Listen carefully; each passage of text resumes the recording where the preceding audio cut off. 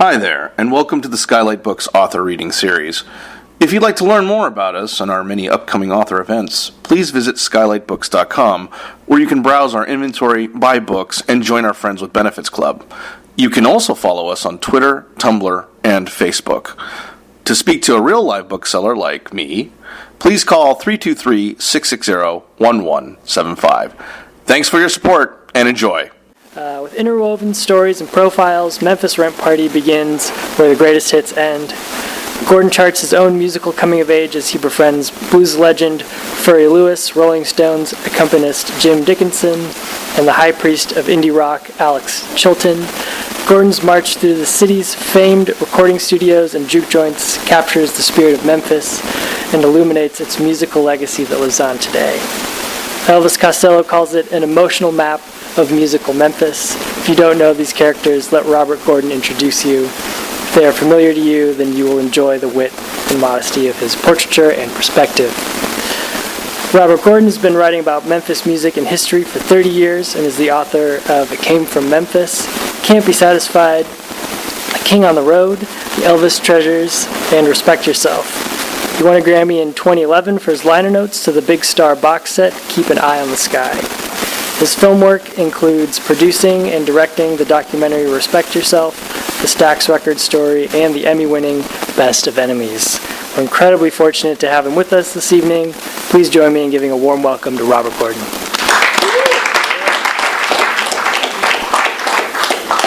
Thank you. Very happy to be here. My agenda is wide open, and while I have a couple passages marked I want to share and some videos, I kind of thought I would start with I want to know what y'all are interested in, because we can talk about a number of things. So I want to open with the, I know it's not normal, but I want to open with the Q&A. And I'm not going to answer the questions, I'm just trying to get a map of what to talk about. So anything in particular anybody's interested in? You want me to topics to hit? Don't be shy. Yep. So, I'm a big fan of Respect Yourself. So where does this book, stories, how does it fit? Okay, Stacks. So we'll wrap Stacks into this more. I'm just trying to get guideposts here for the dialogue. Anybody else? Yeah, you want to say something? No. I'm sorry, I was turning to you. Yeah. I mean, if you hear stories or what the scenes right down the Memphis, and how the students are living there. Contemporary Memphis. Okay, so we got Old Memphis and New Memphis. I always go for Old Memphis. Old Memphis. This is Pat Rayner's got a whole bunch of photos in my book, and lived most of the things that I just observed. She was on the stage, and I was the drunk kid in the audience who had a pen in his pocket. Anybody else want to throw any signposts out here? All right, you guys are gonna make Studios in Memphis, Sun, Stacks, okay. Royal American. Okay. Art. Okay. So let's begin. Let me first tell you how I got into this, and then we'll start to hit the old and the new and the contemporary scene. I was a kid. I was 14 in 1975 when the Rolling Stones played this big outdoor stadium concert, 4th of July. Now, in Memphis, the 4th of July is going to be a swamp. We're in a swamp, and it's really hot. So apparently no one told the Stones that it was really hot and that it wasn't going to cool off at night, because they decided after Charlie Daniels played, after Jay Giles played, after the Meters played, it was like 4:30. It doesn't get dark till like 9, and Mick thought his makeup was going to run if he went on during the day. So during this long interlude, at some point, I remember having my back to the stage because a friend of mine had gone to get Coca-Colas, and it had been like 2 hours, and I had my back to stage looking for him, and I heard this sound on the stage that really caught me. And it was an old guy with a really craggy voice picking acoustic guitar, and it was very personal the way he presented himself. And his name was Furry Lewis. And I was like, oh my God. At 14 in 1975, I knew that the blues had come from Memphis. It was already like, Memphis, home of the blues, birthplace of rock and roll. That was kind of like the thing. So I knew that the blues were from Memphis, but it had never occurred to me that the people making this music were still alive in Memphis. So that was my introduction to that notion. And about a year later, at my high school, lo and behold, the opening act for the Rolling Stones appears during lunch hour on the porch. And it's Furry Lewis picking, and the deal was you kind of put money in a bucket, and Furry would play. And I was like, wait a minute, man, how did the opening act for the Rolling Stones appear at my school? And I was led to an upperclassman who gave me his phone number. And I remember I went to the rotary dial phone in the hallway and called him up and said, and the guy had told me, call him up, he'll invite you over. So I called him up and he invited me over, and I said, is there anything I can bring you? And he said, you can bring me a raw Wendy's hamburger and a pint of 10 High. 10 High is a kind of cheap bourbon. So the raw Wendy hamburger, I assumed, was for his teeth. He had to gum it. And it says a lot about Memphis at the time that it was much easier for me as a 15-year-old to buy the pint of 10 High than it was to get the ride to Furry Lewis's house. So I went to Furry's, and I began to return there time after time because, well, okay, let me show you why. I found this great video of Furry performing at home that will share with you for a couple minutes the experience I would have. It's on a I pulled it off a VHS called Into the Blacks, Into the Blues. It's like a Gene Rosenthal, Adelphi Records. Yeah.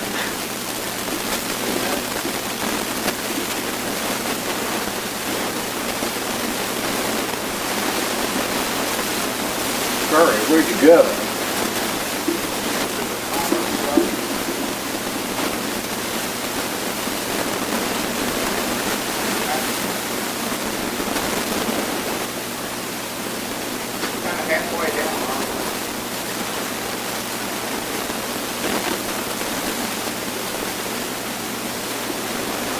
All right, so this is kind of the thing I experienced.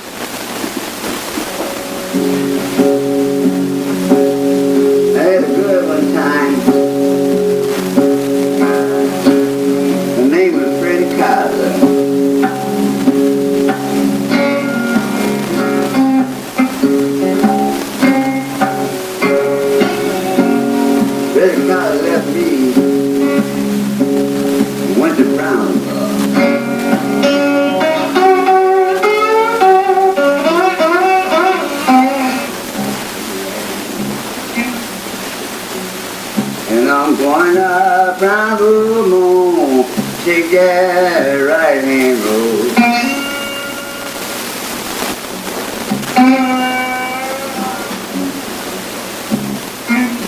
Well, I ain't gonna stop walking till I get my baby gold.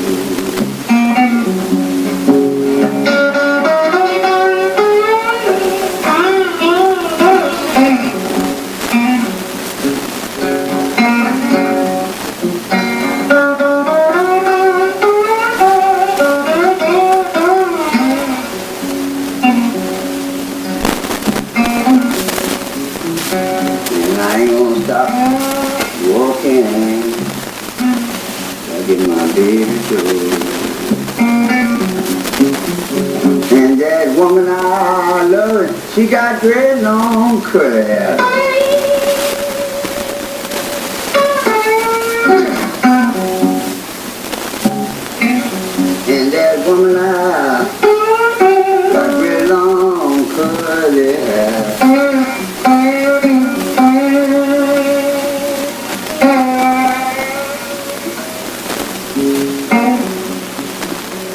Your mother, father, when I first there.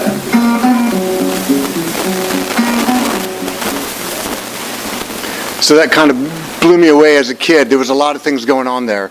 I was a white suburban kid from solidly middle-class background going to this guy's duplex. Like the way I knew to get to his house was turn right at the liquor store past the psychiatric hospital. And that was, far from my home neighborhood. Here's what I wrote about it in the book. For this 14-year-old, among 50,000 rednecks on that hot football field, hearing Furry was life-changing. The concert was an all-day 1970s spectacle with 3 bands opening plus the unscheduled bluesmen. I'd enjoyed the warm-up acts. The big rock and roll sounds were just like their recordings, only livelier. But Furry's playing was unlike anything I could have anticipated. The still small voice after the raging storms. His rhythms were slow. His songs full of space. His notes floated in the air. His music summoned us listeners instead of dazzling us with its size and force. His voice and laugh, the way the slide over his finger could elicit a moaning human voice from the guitar. There was an immediacy to his art that the Stones' big production could never match. The pageantry of the bands inspired awe, while Furry's intimacy let me feel the wrinkles on the hands wrapped around the guitar neck, the texture of the strings. He let me hear the human being. The raw power of Furry's personality was so infused into his music and stories that his songs became his life, and he took me places I did not know, to times I couldn't have experienced. Transubstantiation. And it really was that. It was this other world opening up to me, and Furry taught me to ask questions and to question my assumptions about how the world worked, because it was everybody old who I knew was a cousin of mine, and Furry had become a friend during these visits. So then about a year passed, and I went to a civic blues festival in Memphis, and a riot nearly broke out. Let's see, Why do you call it a civic blues festival? because it was open to it was a civic. It was the Beale Street Music Festival when it was real. Yeah, but it was what's not civic about that? It was like, I don't know, I never thought of it that way. I mean, it was, Pat's from Memphis, and so pardon us while we have this debate. I'm curious. I never... Well, because it was, Perfectly I went down because I saw it advertised, and I went down there, and it was like, I guess Irving, it was the second one, and it was, partly sponsored by the government, was it not? It was the Memphis and May. Yeah, exactly, that's my point. It was a civic blues festival.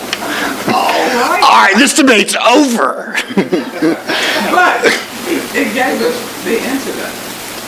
And now, Pat has referred to the incident, which was, I'm 16 and I can drive. And remarkably, my parents gave me the car to go downtown that day. I remember mid-afternoon, standing down front with my hand over one eye so I could see straight. And because there was this near riot about to happen. And Pat and her compatriots were there with video cameras recording this, which I will prove to you with the evidence. Never forget what Randall was screaming from the stage. Which was? Beale Street is racism. Yeah, tear down Beale Street. I went back to the tapes when I was writing this book, and I heard a line I'd never heard before, which was, "Tear down Beale Street, the symbol of oppression." Which was Randall. Again.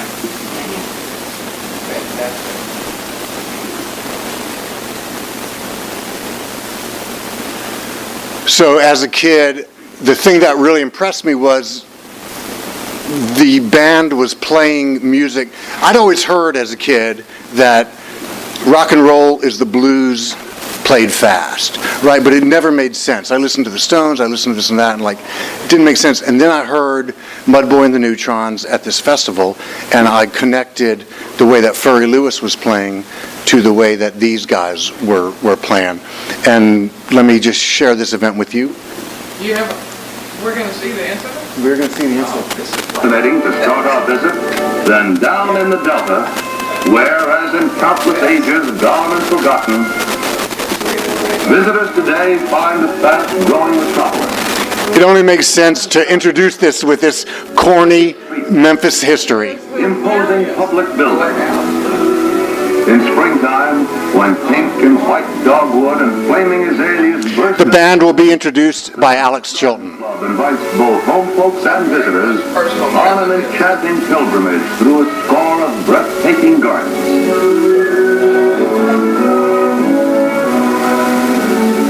Among the city's schools and colleges, the buildings of Southwestern and Memphis are a fine example of collegiate Gothic architecture.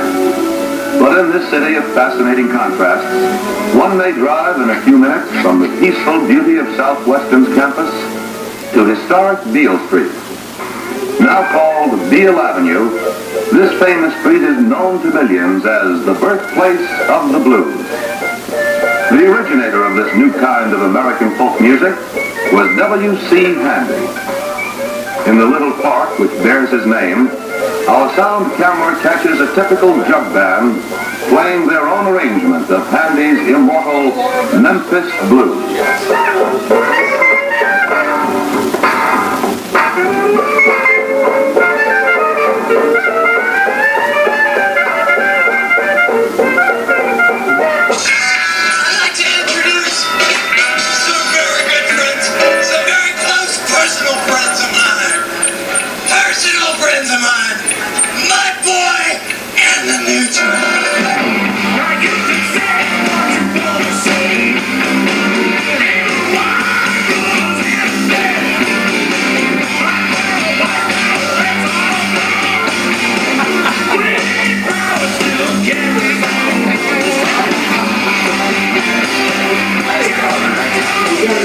First off, this was the second Beale Street Music Festival. We had played the first one, but we sat down and we played the blues, and it was like mostly acoustic, and the dancing girls weren't there, and it was all, everything was really nice, and so we were heroes. Well, this year, the dancing girls were working. Marcia and Connie were dancing, but they had all their clothes on. I had to wear 12 layers of clothes so that I would never get naked. I could keep taking things off. And in the middle of the first song, Danny came out on stage, you can see it in the video, whispered in my ear, they don't like the rock and roll, they don't like the dancing girls, they're pulling the plug, which is all he had to say to me.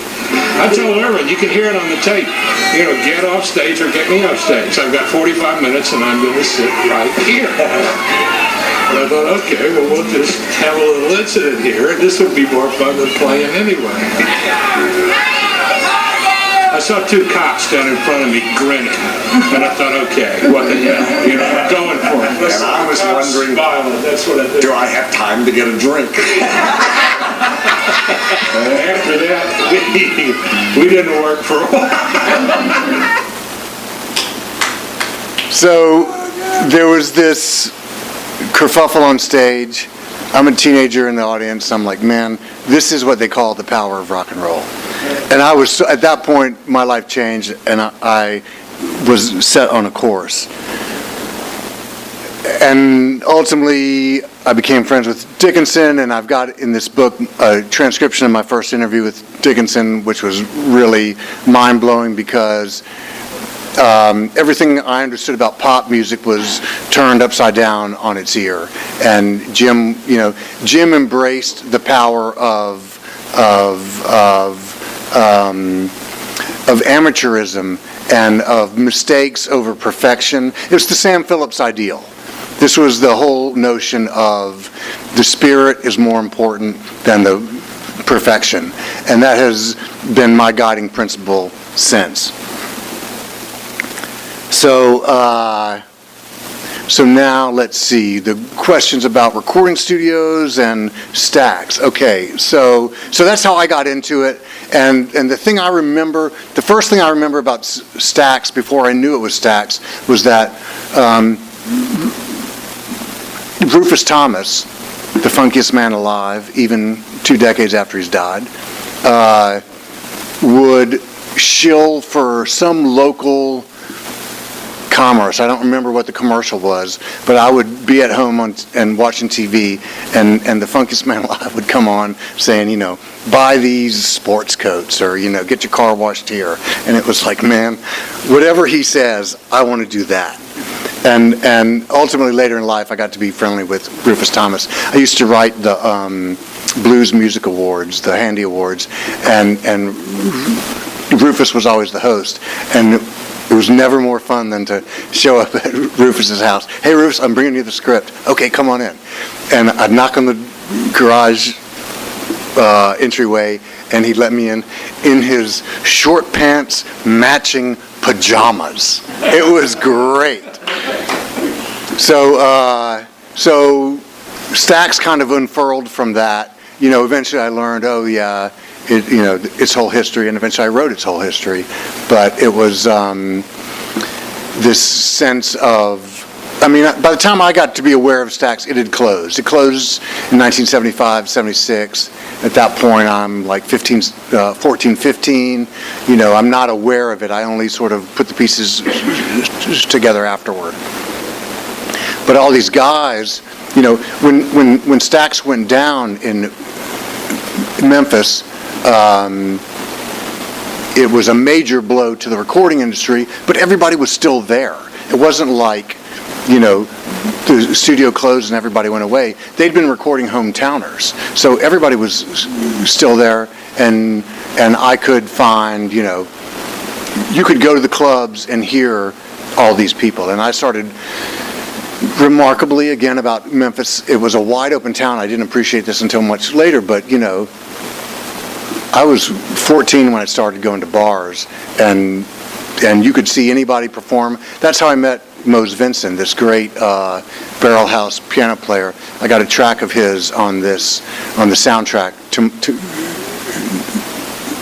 to my book that they're selling here. I remember driving down Madison and looking over, and there's a new club, the sign. It was called Birth of the Blues. I was like, oh yeah, we got to go to that. I was a passenger in the car. We started hanging out at Birth of the Blues, and we met Mose. The band would finish. It was like a 5-piece old guys blues band. The band would finish, but Mose would stay, because I think that's what in my mind, probably because of Mose, that's what barrel house piano players do. They don't stop playing. And Mose sat in the picture window of this club, and we would just stay forever while Mose played. And there was questions about recording studios. So later I became a journalist. There was a time when every record store chain had its own magazine, and I became a reporter for the Tower Pulse, and I would write. I was the Memphis columnist, and so my job was to go. It was my job, but it was part of my duties to go from studio to studio and report as to what was going on, and that got me into. Ardent was always like the big studio in town, because they had 3 studios in the facility, and they were drawing all the big names. But there was plenty of other stuff going on all around town, and I would just, it was very easy to tap into all of that. It was very easy for me to tap into all that. And the thing I learned was, you go into a session and you stay really quiet, and you just observe. And it was great training. I really think the observational, knowing how to observe and not impose yourself on a situation is great journalistic training and great documentary training. I marked a couple passages in here that I want to share because they're kind of funny and because I like them. One's about Junior Kimbrough. Junior Kimbrough was a Mississippi hill country guitarist, which is very different from the Delta. You know, I remember when I learned that there was a difference, that, like, you know, I had always assumed Mississippi blues was Delta blues, but then we started hearing these sounds. A guy named Tav Falco came up, started playing around 1978, 79, and one of Tav's, and in fact I have some Tav video we'll show, that one of Tav's great things was to bring, he said, there's great artists all around us that we don't see. And Tav's modus operandi became, since I, Tav, know all these artists, let me add them to my bill. Tav became a popular, like, what he called punkabilly act.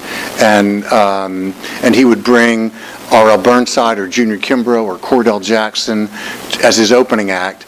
And these people who had already had their careers and were older were getting new young fans like me because of what Tav was doing. So that's where I became exposed to Junior Kimbrough.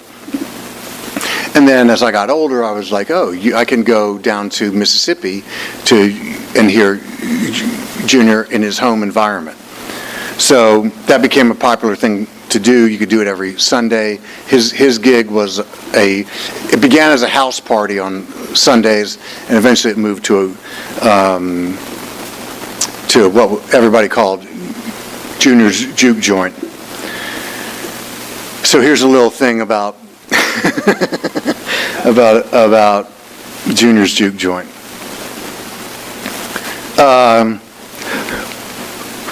R.L. Burnside lived next to that joint, and he played there often. R.L. and Junior became the heart and soul of Fat Possum records. They recorded at the joint.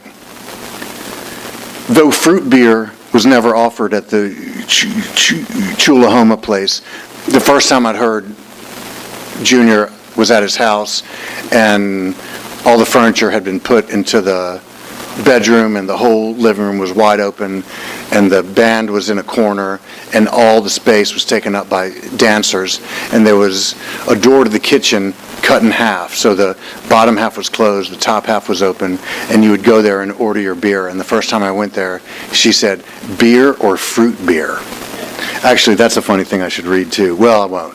But I was like, fruit beer? You know, the two words put next to each other I couldn't go there.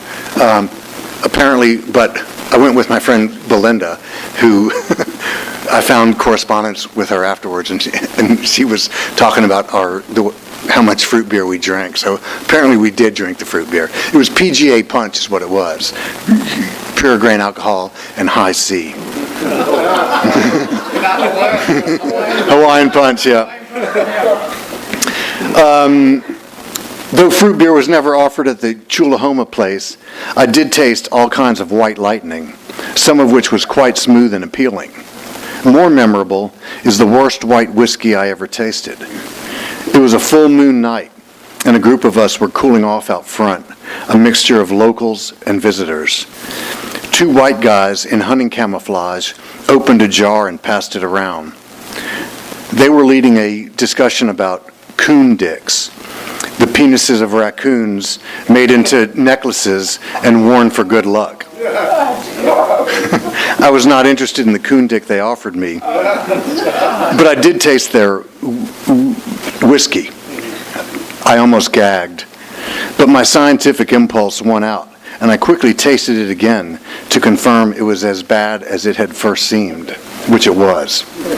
Its bouquet was of freshly mowed lawn clippings, and it went down like long, thin shards of glass, with an aftertaste of rusted barbed wire. Rusted may be assigning it too much character.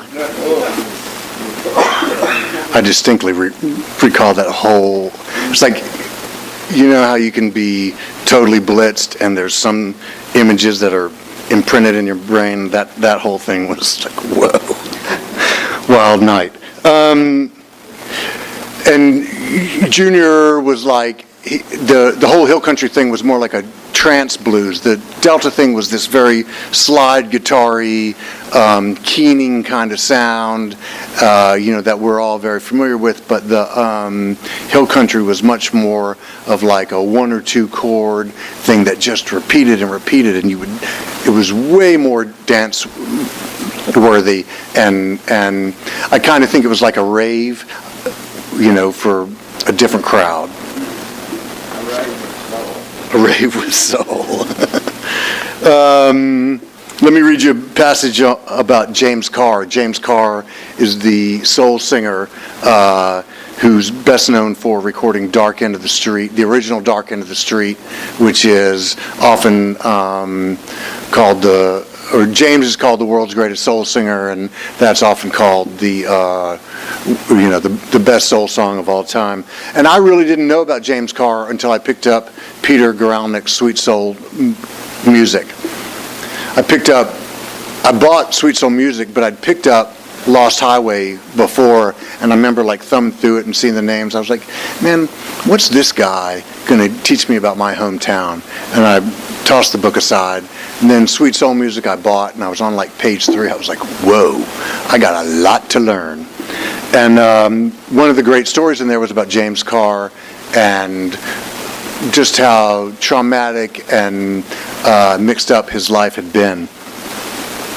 So about, let's see, when this was, 1992, for the LA Weekly, actually, I wrote this piece. James Carr was making a comeback, and he had an appearance arranged at Tramps in New York, and they sent me over to talk to James. I remember knocking on the door. There was no way to get in touch with him, but I had his address, so I just knocked on the door. And he was touched to receive the recognition of a local person, because all the soul artists, all the Stax artists, they were not until Elvis died, I think, did Memphis begin to appreciate its musical heritage. And it only appreciated it then because when Elvis died, I distinctly recall the phone lines went down. It was like, and you couldn't buy a flower in the city. There was this massive influx of people and all this worldwide interest. And the racist city fathers who ran the place, it dawned on them, oh, wait, you mean that music we've been dismissing and disparaging all this time, it's worth something. So they got into it for the money. And James was kind of a victim of that whole mindset.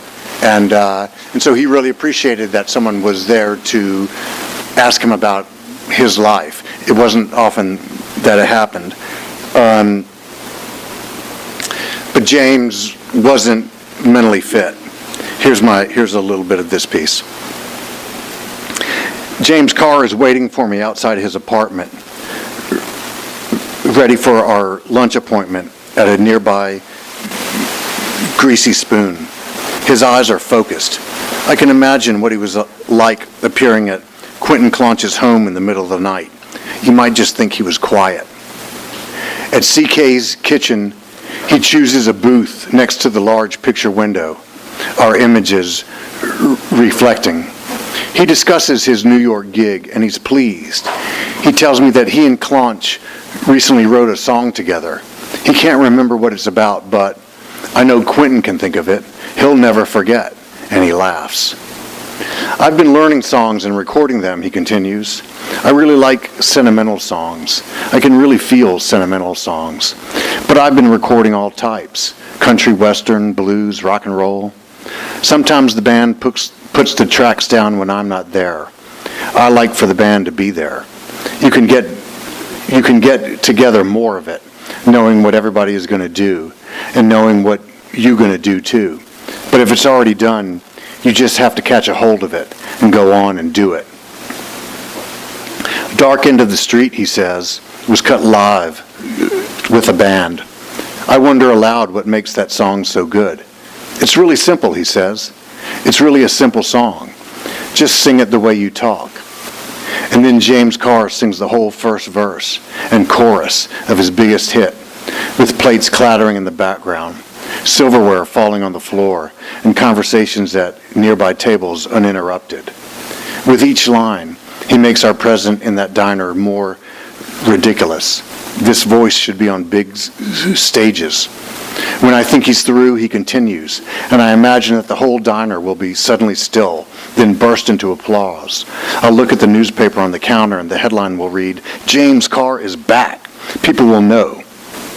He finishes singing, and he waits a beat.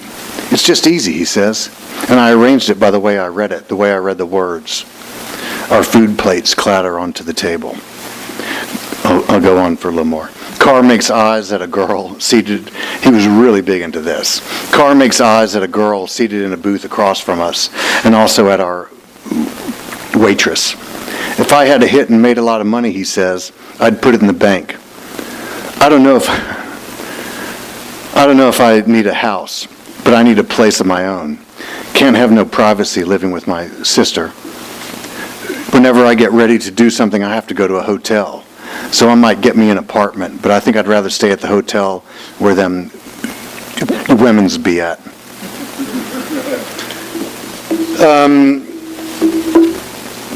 Questions at this point? Let me throw it back out for y'all. Yes, sir. Isaac Hayes. Okay, so a friend of mine, the question was, did I ever get to meet Isaac Hayes? A friend of ours says about Memphis. Memphis is the town where nothing ever happens, but the impossible always does. And so Isaac Hayes is a great example. You'd go to the health food store for lunch and wait in the buffet line, and you'd be standing behind Isaac Hayes. You go, hey, you're Isaac Hayes. And man, you'd get into the greatest conversation. He'd be eating alone at the table. You could sit with him. Anybody could talk to him. This was like the 90s, so it was well after Shaft, but and when I was younger, in my teens, before I could drive, there were 2 limousines in town. This was before every rich person in the world had their own limousine, and so we'd see one in traffic. Me and my brother would be sitting in the back seat of the station wagon. We'd say, Mom, pull up. And you could tell when you could see the license plate. If it said Moses, it was Isaac Hayes. And if it didn't, it was Elvis Presley. Swear to God. Other questions? Yep. Rent Party, yeah. Is that because they have rent parties? It actually comes from, it was an idea I had in like 1980 when I was a sophomore in college. I took a course on the Harlem Renaissance, and I learned about rent parties at the Harlem in Harlem, which was when people couldn't make their rent or didn't think they'd be able to make their rent, they would throw a party and invite people and charge at the door and sell food and drinks. And it was a way for friends to help friends get through a tough time. And I just thought, wow, that would be a really cool name for a collection. Like if I ever got to become a writer and if I ever got to make a collection, I wanted to call it Rent Party, because kind of you'd already have written these pieces and been paid for it, and so now you're packaging them and you're selling it again. Of course, it didn't work out like that, because like half this material had never seen the light of day and was new writing or old stuff that had never been published, and it was way more work than I thought it was going to be. But I still hung with the name because I like that as a name for a collection.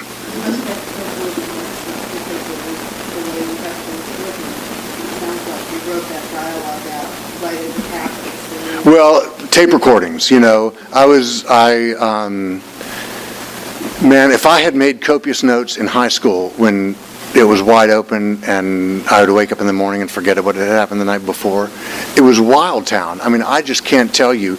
We would go, there was blues people everywhere. We'd go down to this place called Blues Alley, and we'd see little Laura Dukes, who we saw her back in that video. You could see all these people, and then the club would close, and like downtown was a ghost town, and you could go.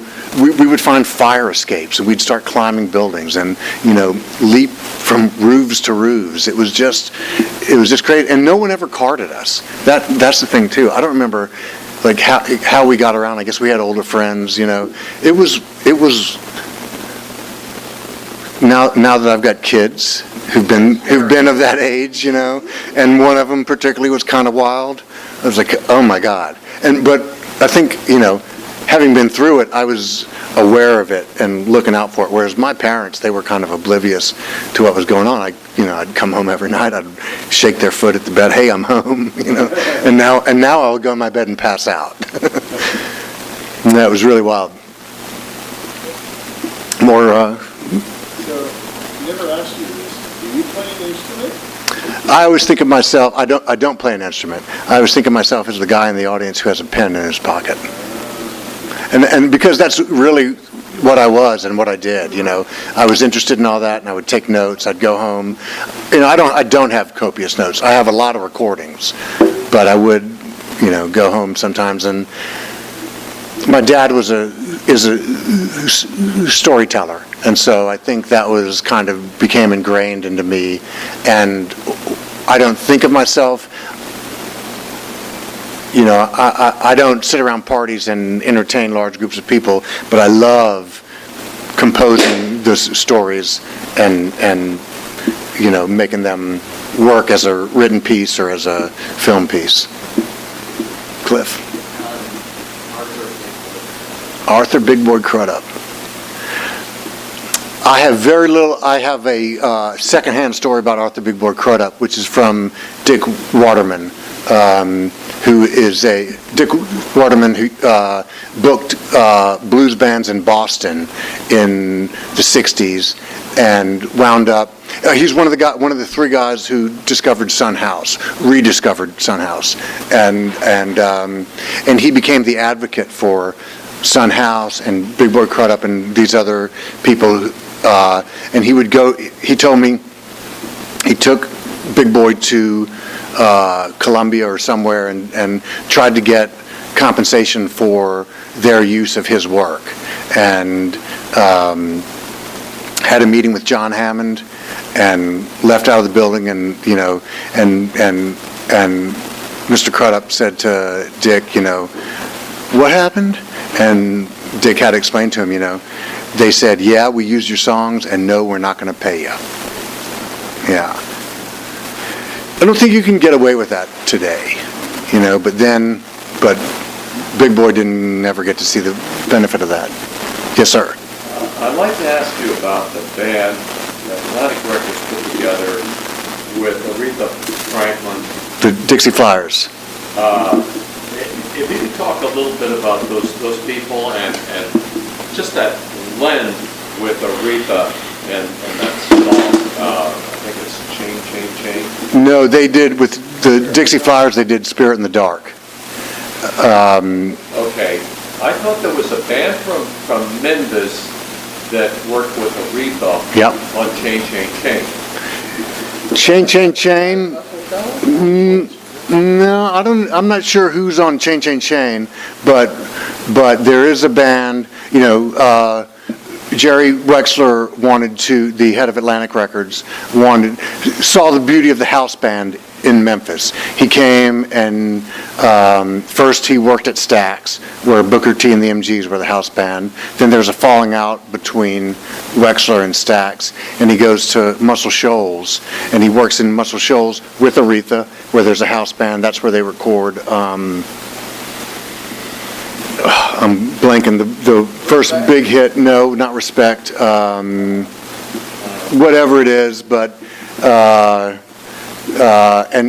but he sees the house band, and then he forms. Then Jerry wants to retire to Florida and be on the boat, and at Criteria Sound, he forms his own house band. And for that, he gets Jim Dickinson and the band that becomes known as the Dixie Flyers, yeah.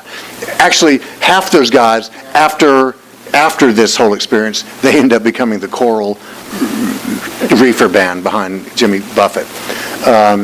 But to me, the most important thing is that Wexler respects the house band. He says, oh, it's a good thing to have your own group of musicians who are going to be able to work with anybody I bring in, and they will make they're not going to be about themselves. They're going to be about the artist I'm bringing in. You know, it kind of takes a certain kind of ego to fade into the background and let the star be the star. So they cut Spirit in the Dark. I remember Dickinson talks about Aretha at the grand piano and having a whole set of, I think it was Brass Monkeys, this pre-mixed alcoholic drink. She had them, staged on the piano, which was kind of bold because she's coming from a gospel background, and they cut Spirit in the Dark. The same band also records behind Jerry Jeff Walker, who's Carmen McRae, Sam the Sham, Lulu. Go Pat. I worship at the altar of victory. Yeah.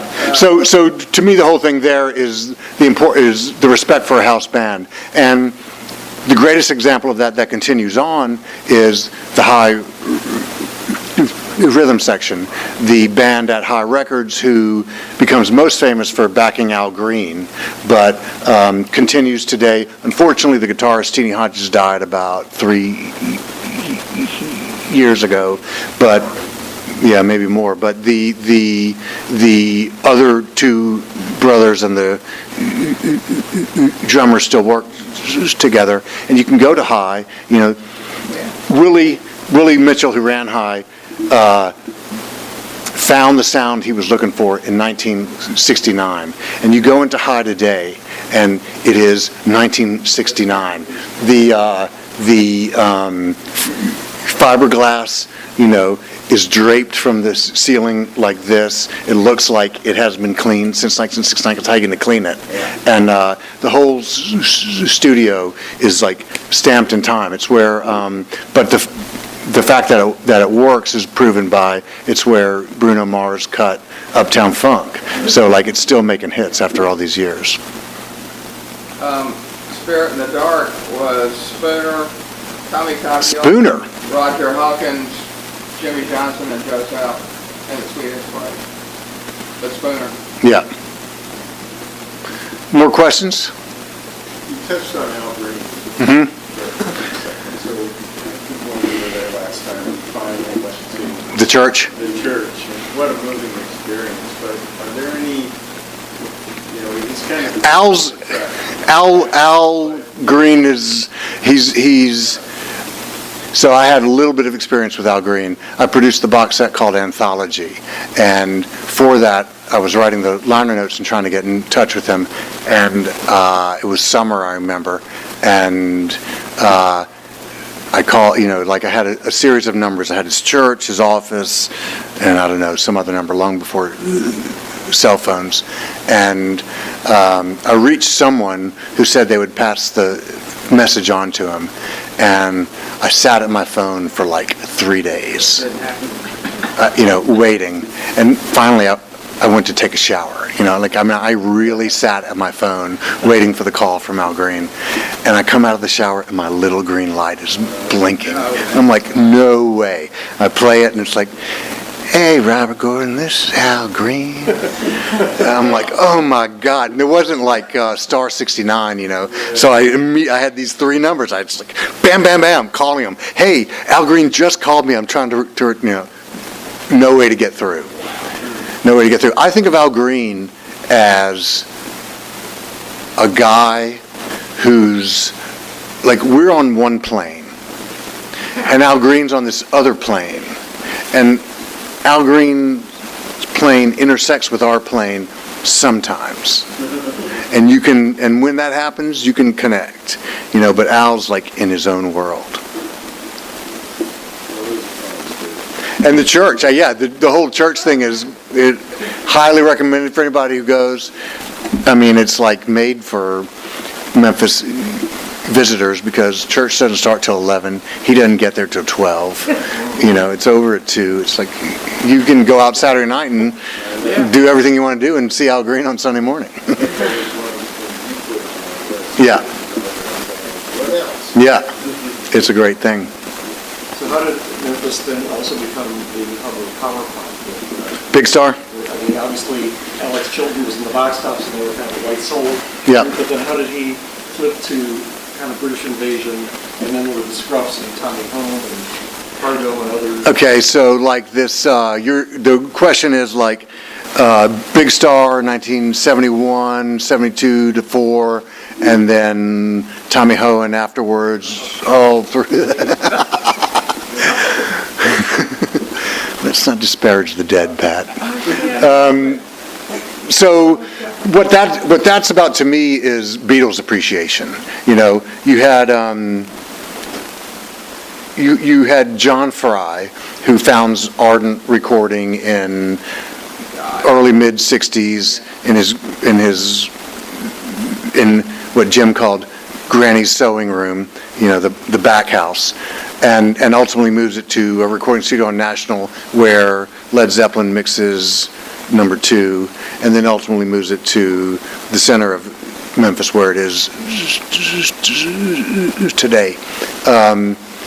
But Fry, the whole power pop thing to me is about really keen ears. They were into the Beatles, but they were really, I think, into George Martin. They were into how these things were recorded and how they were mixed and how it sounded, how it had so much dimension. And Chris Bell, I remember talking to Randall, and Randall saying to me, let me see if I can get the quote. He's on Chris Bell in particular, and saying that Chris had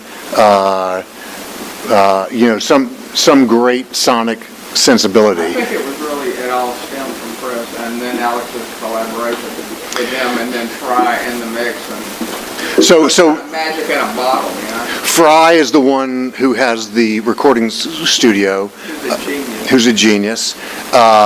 Chris is the one who has these ears that are seeking all these sounds, and Alex is kind of like the John Lennon, he's the contrarian and the one who wants to push it to an edge. It was a great thing, Alex and Chris were really great together. As much as bad as they fell apart, they were really great together, and them having no success with that, but establishing a local reputation for it is how there became the aftermath of Tommy Hohen and the Scruffs, and that's really kind of it's a very contained. The whole power pop thing in Memphis is small and contained. It's you got the Randy Band and a few other, but yeah. It's not. Imitators. It's not. And the other great thing is you listen to that Big Star, the first Big Star record, I think it is, and you hear this combination of, like the Beatles wanted to come to Memphis to record Rubber Soul at Stax, and in a way, those Big Star records are a suggestion of what that would have been like, because you get that sense of pop with this R&B influence. What's the song with the Big Star song with the saxophone on the first record? It's not Feel. I can't. Yeah. Is it? No, whatever it is. But yeah, you hear it.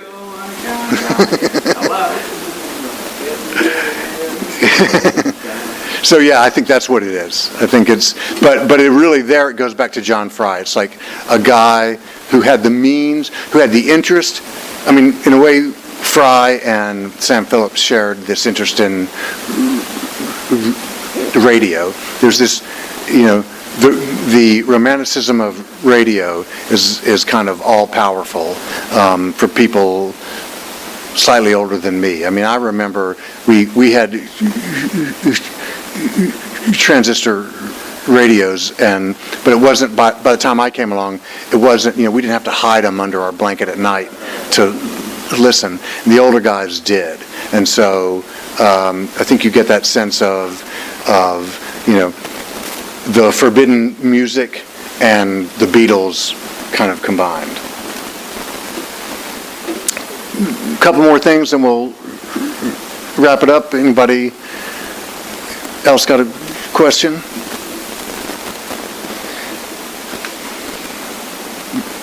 Anything here? Let me see if I can find something else to read to you.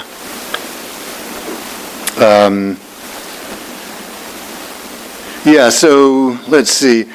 I remember I got to go on this tour. My friends Doug Easley and Davis McCain ran a recording studio in Memphis, and it was where Alex would record later.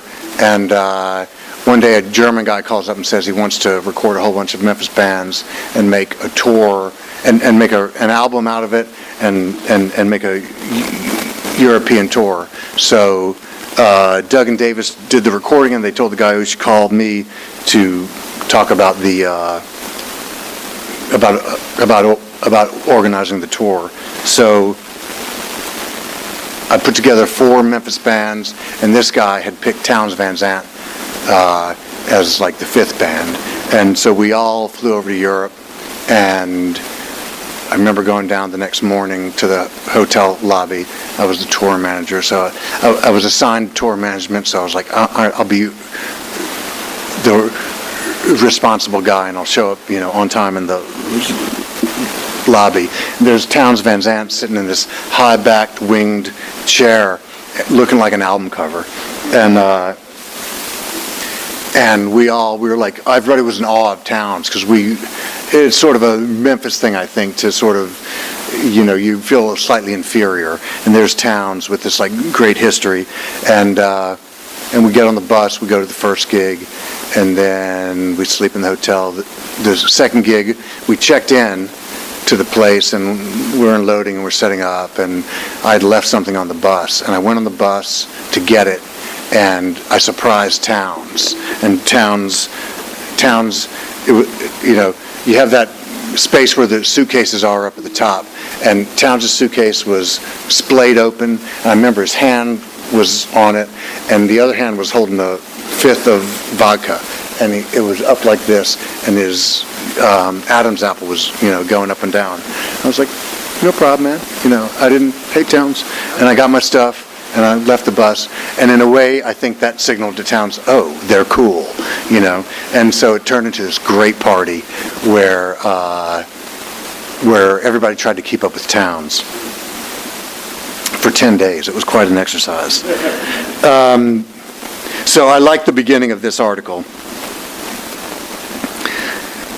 At Townes Van Zandt's funeral, his longtime friend and fellow songwriter Guy Clark stepped to the microphone and, adjusting a guitar around his neck, said, "I guess I booked this gig 30-some years ago," because you felt that with Townes.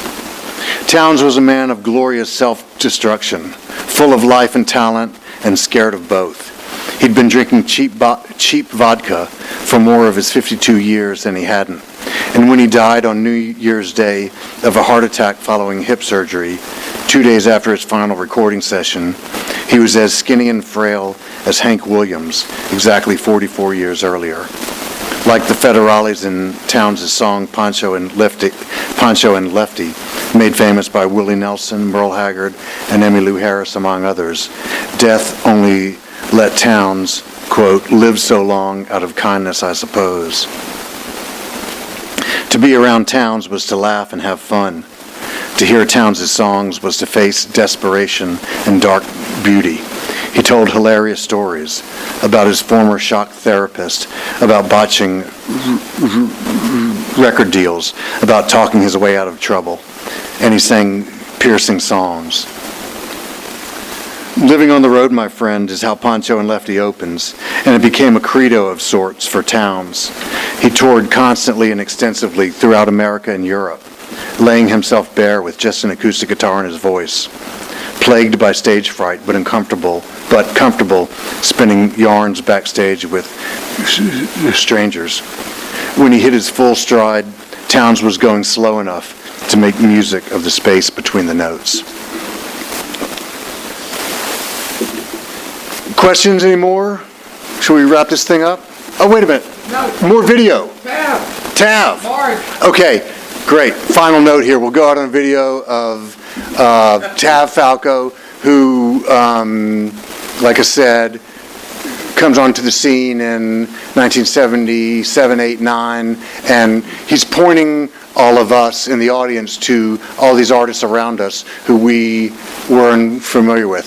From Tav, I learned like tons of Memphis history just by being in the audience. And the thing about the Panther Burns was, aside from Alex Chilton, none of them could really play. And that as soon as they would get a groove going, then Alex would like throw a curveball at the band, and they would kind of lose their place and have to scramble to find it. And it was the yearning to be a good band that made them a great band, because like none of them had the talent, but they all strived to be this thing. And in the audience, you could feel that attempt, and it was infectious. And they could fill a dance floor and totally keep it going for a really, really long time.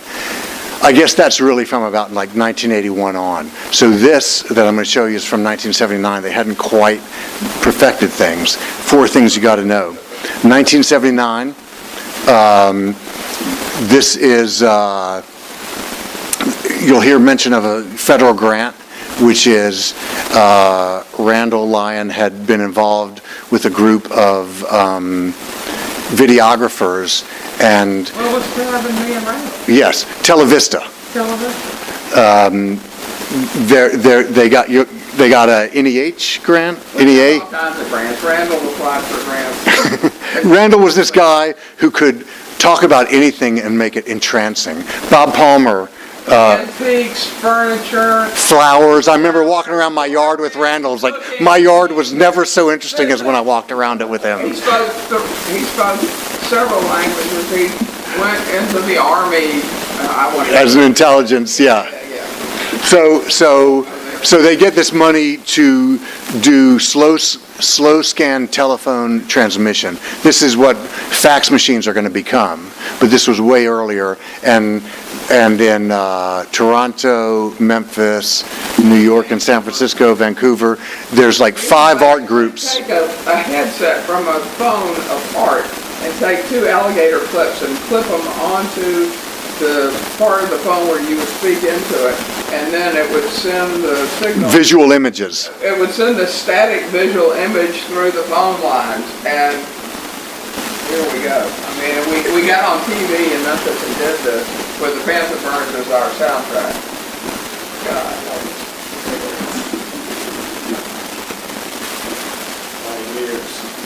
Oh man. Dickinson called this guerrilla video. Not gorillas, but guerrillas, like warfare. So you'll hear talk of the federal grant. You'll hear talk about the King and Queen of Cotton Carnival, because this goes on in Memphis at that time. They still had the Cotton Carnival, which was like, cotton's what made Memphis the thing, but it was also like built on, it defined the racist intentions of the whole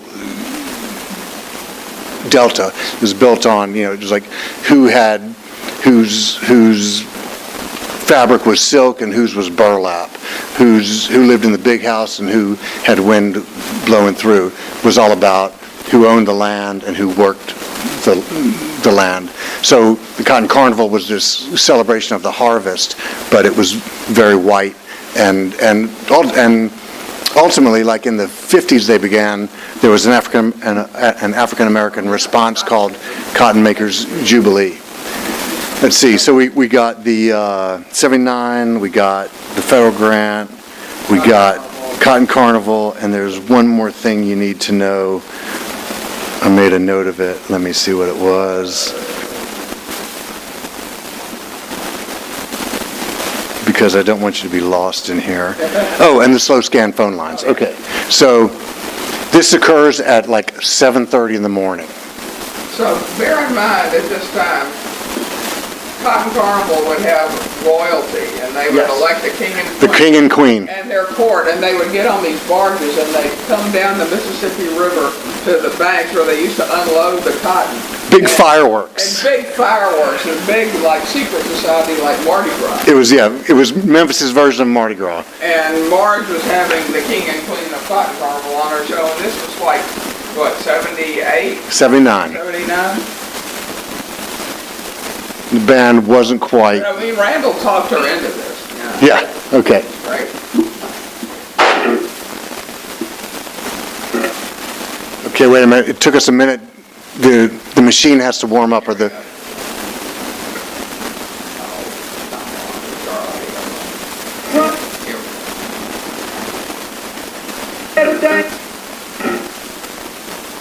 I swear it's going to come on. This is what happened when we started the evening testing it. Family version of Train kept her rolling.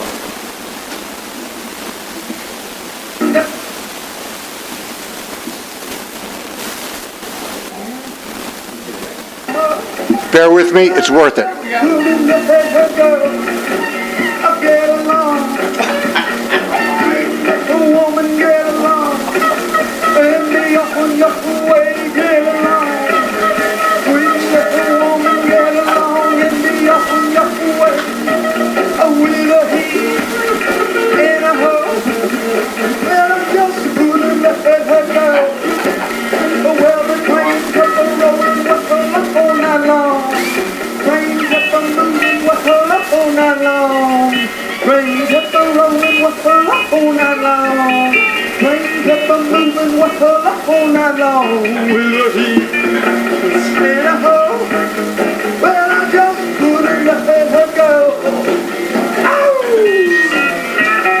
They're not into the music, are they?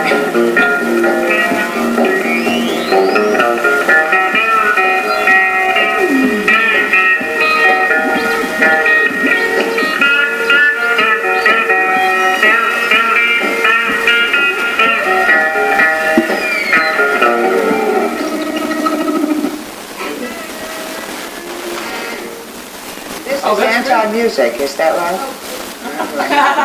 We'd like to do, the Pantherburns would like to do one more tune. Wait a minute. That may be the worst sound I've ever heard from LA. The loveliest pictures. Thank you very much.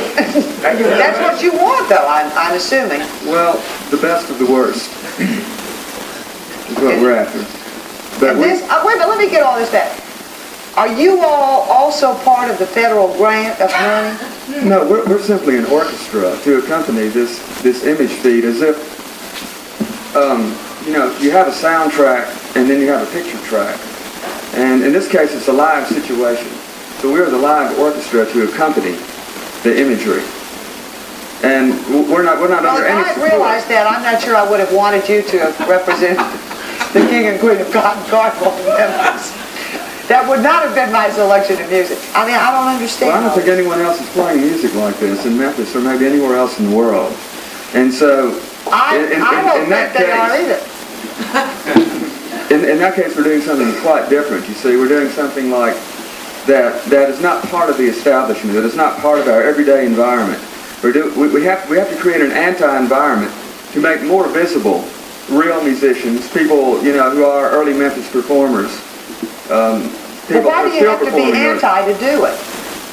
Because it's all invisible to us. We can't see what's around us. There are blues people here who don't really have exposure. There are rockabilly artists in Memphis who don't have any exposure. We don't know they exist here. They're part of our environment. We see them every day, but yet they're invisible to us. We take them for granted. So it takes a group like us who can create contrast and create focus. Do people pay you to play these? Occasionally. But we're not in it for the money. We're into it for something else. I don't know if it's art. It's art damage. start You're really playing. very bitter, aren't you? I'm not bitter about anything. I get exhilarated by this kind of music. Highly exhilarated. And so if you have an outlet, then that brings the exhilaration to the forefront. It brings it to a peak, yes. Why don't you introduce the band members to us? This band is Pantherburn, and we have on synthesizer Eric Hill and Vincent, Ross Johnson on drums, Rick Ivy on trumpet, Axel Chilton on lead guitar, and Gustavo Falco on guitar and vocals. We would like to do one more tune, which is a rock and roll tango. Gustavo, we're not quite ready for it. Okay? We're going to take another break here on Straight Talk, and we'll be back to the studio in just a moment. Thank y'all for coming out. I'll be signing books. Love to answer your questions. Thank you. You've been listening to the Skylight Books author reading series. Don't forget, you can listen to this and all of our other great podcasts at skylightbooks.com. Thanks again for stopping by, and we hope to see you soon.